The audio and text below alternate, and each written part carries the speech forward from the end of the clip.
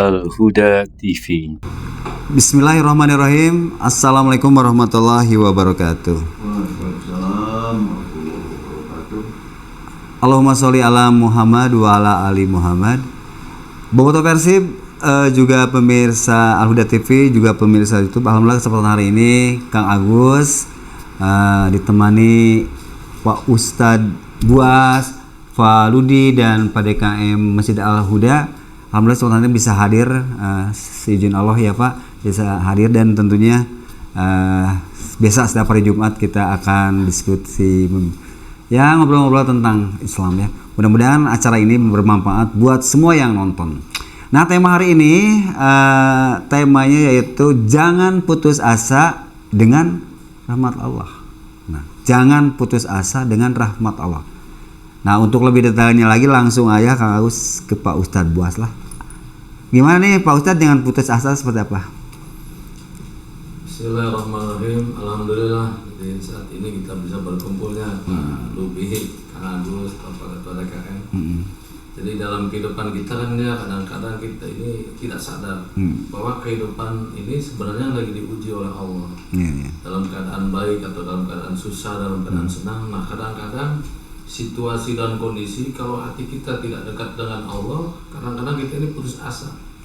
Artinya seolah-olah dunia sebegitu ramainya kok kayak gelap sekali kan.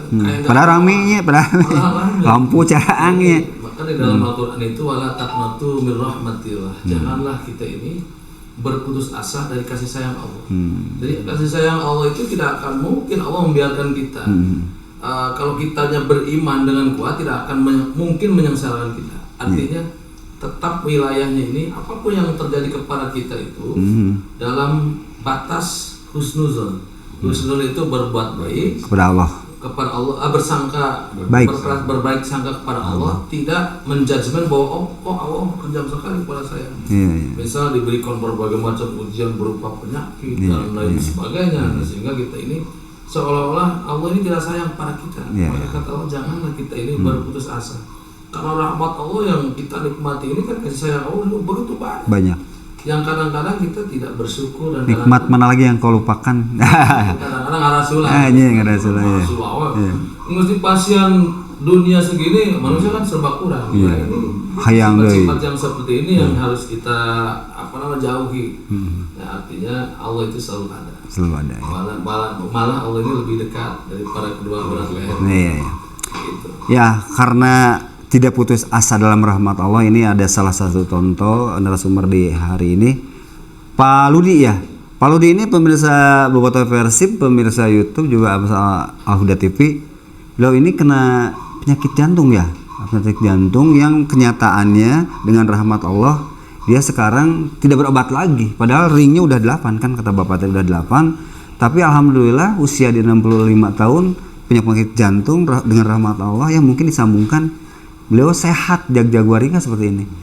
Ini seperti apa, bisa diceritakan cerita ini, Mbak? Baik. Bismillahirrahmanirrahim. Assalamualaikum warahmatullahi wabarakatuh. Saya hanya sedikit ingin memberikan sebetulnya motivasi kepada siapapun, baik yang sehat apalagi yang sakit. Karena gini, saya sangat meyakini bahwasanya kita semua yang meyakini bahwasanya Allah tidak mungkin memberikan kita cobaan di luar batas kemampuan. Itu yang harus kita ingat ya. Seperti apapun itu, katakanlah kata orang, wah ini nggak mungkin. Lah, bagi Allah apa yang tidak mungkin? Semua mungkin. Nah, ini kembali kepada masalah keyakinan kita, keimanan kita. Jadi ceritanya pada tahun 2014 seusai sholat subuh tiba-tiba saya sakit dada kiri, belakang kayak ditindih gitu, kayak ditusuk-tusuk, udah nggak bisa nafas. Nah, karena ini saya kenapa mempelajari pertolongan pertama, karena perhotelan kan belajar ya, mengenai hal kayak gitu. Saya ini kayaknya jantung. Saya nggak berani tidur, saya duduk aja. Saya duduk nyender di tembok, panggil anak, antar ke rumah sakit. Ya, alhamdulillah sampai di UGD. Nah, di UGD itu saya langsung tidak sadar saat itu. Dan yang luar biasanya saya mendapatkan sebuah pelajaran. Di situ saya melihat tubuh saya sendiri sedang terletak di tempat tidur. Nah, saya sendiri naik. Saya melihat, ya Allah, kok saya bisa begini? Ya Allah, ini apa ini? Nah, nggak tahu berapa lama, cuman perasaan saya sih sebentar. Nah, tapi menurut dokter pada saat itu, kalau terlambat aja sedikit. Iya. Iya. Kalau terlambat aja sedikit, itu bisa nggak ada lah, itu versi dokter. Tapi kan kita nggak tahu. Allah itu yang punya rencana, yang punya punya skenario ya untuk terhadap setiap umatnya. Di situ kemudian saya divonis harus pasang ring, yang dilakukan lah pada tahun 2014 juga pasang 2. Kemudian dari situ saya patuh, saya lakukan dengan minum obat yang sebagaimana seharusnya kan. Kemudian di situ ternyata saya harus ditambah ring lagi. Jadi 5. Jadi 5 dioperasi lagi lah di Santosa, Rumah Sakit Santosa. Tahun 2018 nambah lagi, jadi 7. Saya masih minum obat, dan di situ entah kebetulan atau bagaimana, karena saya bukan orang kedokterannya, ahli dalam itu. Yang saya rasakan ya impactnya ke ginjal. Ginjal, jadi ada masalah di ginjal ya harus masuk lagi rumah sakit. Ya, karena sering minum obat. Samping obat. Efek samping obat. Dan obat kimia itu terutama ya. Saya berpikir di situ, kalau saya begini terus gimana nanti, sama aja dengan saya merusak tubuh saya sendiri. Bukan berarti itu obat tidak bagus, bukan. Mungkin daya tahan tubuh saya yang tidak memungkinkan. Akhirnya saya putuskan saya berhenti. Itu keluar masuk rumah sakit mungkin dari 2014 sampai 2018 itu ada 10 kali masuk dirawat, keluar, masuk keluar gitu. Nah, terus karena saya waktu itu sudah nonaktif, apalagi pas pandemi ya. Karena waktu pandemi itu saya sedang di Batam. Waktu itu ada investor yang mau bikin hotel di Lagoy. Karena pandemi tertahan dulu. Akhirnya saya pulang lagi ke Bandung. Dengan tidak ada aktivitas itu malah ini pikiran kemana-mana. Lupa bahwa ada Allah. Karena kita nggak sadar. Kita nggak sadar. Bukan melupakan Allah, sholat jalan, semua jalan. Cuma artinya kualitas keimanan ya. Itu. Kualitas keimanan tidak merasa dekat. Ya. Nah, gitu. Gimana Pak Ustadz tuh? saya memutuskan saya berhenti dan diuji lagi, pasang 1 ring lagi November tahun kemarin 2022. Iya. Pasang. Ya udah, saya ambil sikap, saya berhenti. Tidak mengkonsumsi obat. Alhamdulillah. Nah, kemudian menurut dokter yang mengoperasi saya, beliau memang ahli jantung, punya klinik di Buah Batu. Dan beliau juga setiap sebelum memulai operasi itu selalu sholat dulu, apa segala macam. Ritual. Mengatakan gini, Pak Ludi tidak akan sembuh. Saya kasih apapun tidak akan pernah bisa sembuh. Wah, terus gimana dong? Pikiran. Iya. Romantis itu. Pikiran. Nah, terus saya tanya sama dokter, jadi saya harus bagaimana? Harus happy, harus bahagia.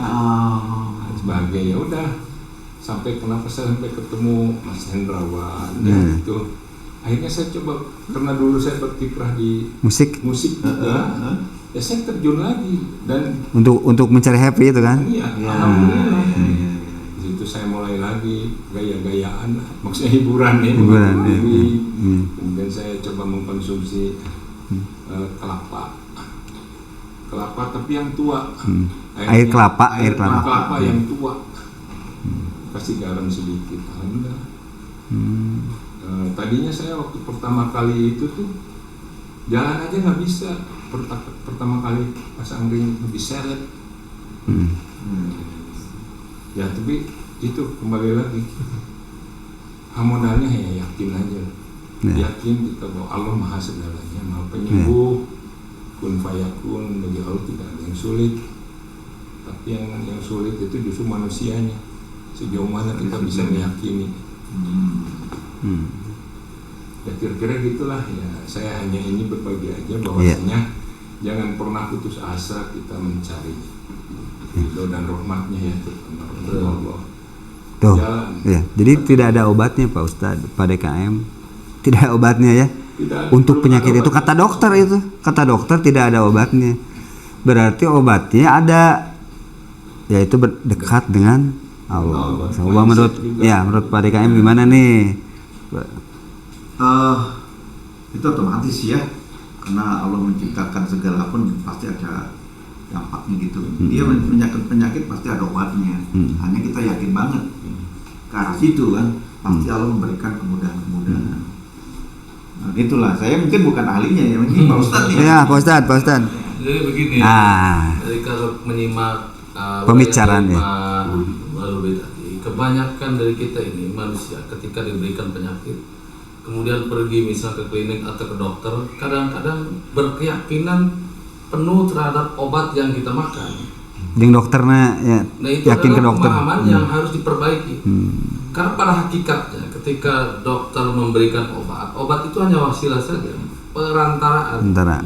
Kalau kita pedar dibuka, kalau misalnya saya kasih contoh minum obat apa misalnya, obat X, kemudian kita minum itu, dicari zatnya itu sebenarnya zatnya nggak ada. Maka di situ ada kekuatan Allah sebenarnya. Iya. Nah maka keyakinan kita ini dekat dengan Allah itu pentingnya seperti itu. Nah kebanyakan kita kalau sakit harus ke situ, tanpa meyakini bahwa sesungguhnya yang menyembuhkan itu adalah Allah. Ya. Obat itu ada perantara saja, makanya mungkin saja kejadian maaf sekian lama berobat tapi tidak sembuh. Tapi ketika semakin dekat, semakin yakin dengan Allah, jadi sembuh. Nah artinya begitu. Makanya dalam Al-Quran itu ya ayuhan nasu qad ja'akum mau'izatum min rabbikum. Jadi kata Allah, hai manusia, sungguh telah datang kepadamu mau'izah itu nasihat-nasihat agama yang artinya termaktub di dalam Al-Quran. Di situ disebutkan bahwa syifaun itu menjadi obat bagi manusia. Syifaul lima fis sudur, jadi menjadi obat apa yang ada dalam dada. Maksud dada itu pola pikir sebenarnya. Orang yang kadang-kadang yang menentukan itu di samping pola makan, pola hidup, pola pemikiran kita dulu. Makanya betul dari kata dokter nggak ada obatnya Pak. Betul. Nggak akan sembuh Bapak itu kalau nggak happy. Nah, tapi kan happy juga harus diukur. Happy-nya ini seperti apa? Jangan happy yang kebablasan, malah jadi bertentangan dengan Allah Subhanahu wa Ta'ala. Cukup sederhana kalau saya, manusia itu adalah makhluk sosial, zon politikon kalau nggak salah. Artinya sehebat apapun orang, misalnya Bapak ini kalau begini ya Pak, hartanya banyak misalnya, rumahnya mewah, Kang Agus kalau sendirian dia tidak akan bahagia. Tidak akan. Keluar di rumah misalnya. Nah maka yang paling penting itu yaitu bergaul tadi. Yang bergaul yang sangat sederhana dan mudah didapat itu adalah di masjid. Setiap saat bertemu orang, setiap saat berkumpul dengan orang, saling mentausiahi, saling minta saran. Sana di diskotik sana sih. Kalau itu makanya kalau happy-nya lah. Itu nanti malah jadi petaka tadi. Ini ada kasus nih Kang. Saya nih beberapa minggu ini resah gitu saya. Jadi ada semacam pemikiran, kadang-kadang bangun jam saya stres gitu, bukan sakit saya. Ada masalahnya begini. Saya pernah saya berolin ya. Saya punya tanah, ada pendatang, ada jalan, ditutup jalan saya. Saya ngobrolin gini, iya menurut orang itu. Saya buka katanya. Begitu kenyataannya malah ditutup pagar saya, sehingga lahan saya itu. Nah, saya udah beli beberapa tahun yang lalu. Sekarang itu tertutup. Saya itu sakit terus sebenarnya. Kenapa orang ini? Padahal mereka terlalu lama. Saya tuh renungi gitu. Kadang-kadang saya hampir pernah saya sakit, benar-benar nggak bisa tidur. Apa ini cobaan Allah gitu dengan titipan yang. Tapi saya kenapa seperti itu? Dulu sebelum ada orang itu saya nggak nyaman-nyaman aja. Sekarang kok jadi begini gitu. Sekarang ini Pak, sekarang ini hampir 2 bulan ini lah. Akhirnya aduh saya ini gimana gitu nih kasus ini gini. Seolah-olah jadi pemikiran, apakah saya bilang ini harus saya relakan saja itu atau memang harus saya relakan relakan. Enggak juga. Ya Pak Ustadz gimana nih Pak? Dan ini kan manusia itu kadang-kadang diberikan ujian tadi. Ya tergantung mindset sebenarnya, pola pikir. Bagaimana memanage kolbu kita ini dengan baik. Hati kita tergantung kita. Jadi mindsetnya seperti apa. Mungkin yang paling penting kita lakukan adalah mencari jalan solusi yang terbaik. Pertama mohon kepada Allah.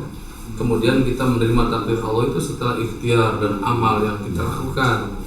Nah, dari dalam surat Yunus 57 tadi dijelaskan bahwa di situ di Al-Qur'an itu sebagai mauidhah hasanah juga sebagai obat. Wasifatul lima fis sudur wa huda wa rahmatul lil mu'minin. Petunjuk dan rahmat bagi orang-orang yang beriman. Maka di sini kan ada ini disebutnya ruqyah syar'iyyah.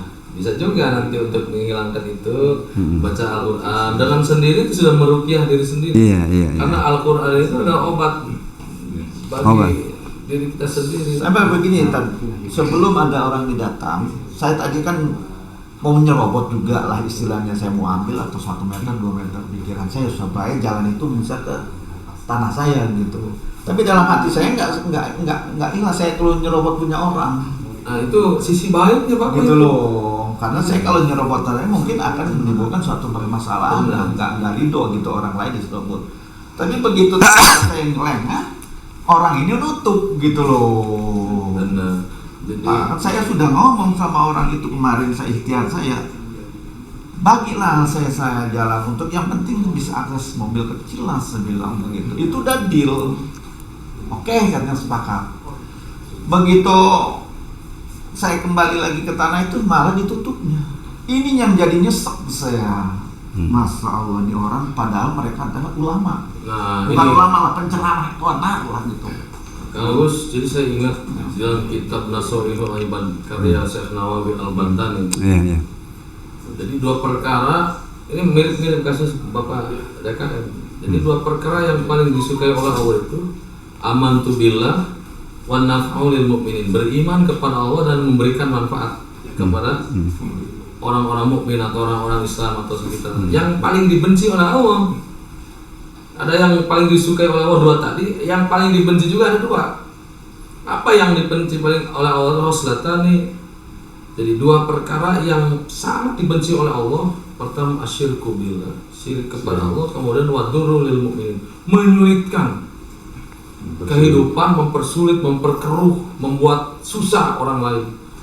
Nah ini kategorinya mungkin menurut saya masuknya ke sini, bukan bapaknya. Kalau bapaknya orang yang terdolimi kalau yang penting Pak DKM bagaimana kita ini terus bersabar itu bukan menyerah.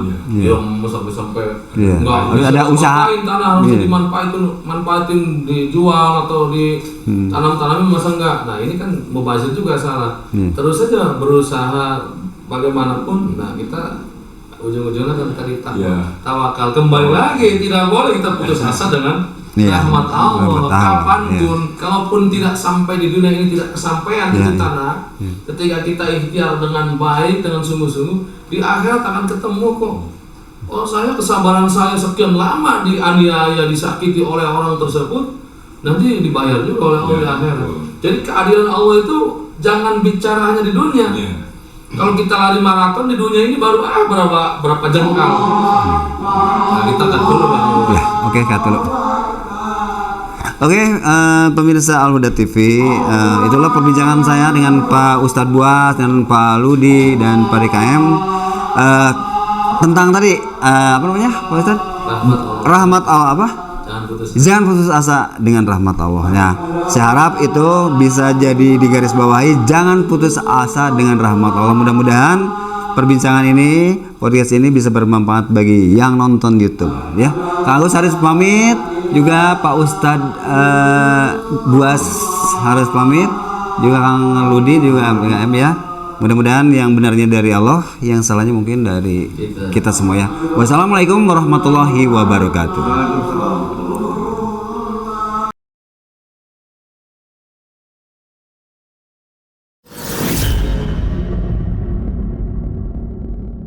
Al Huda TV.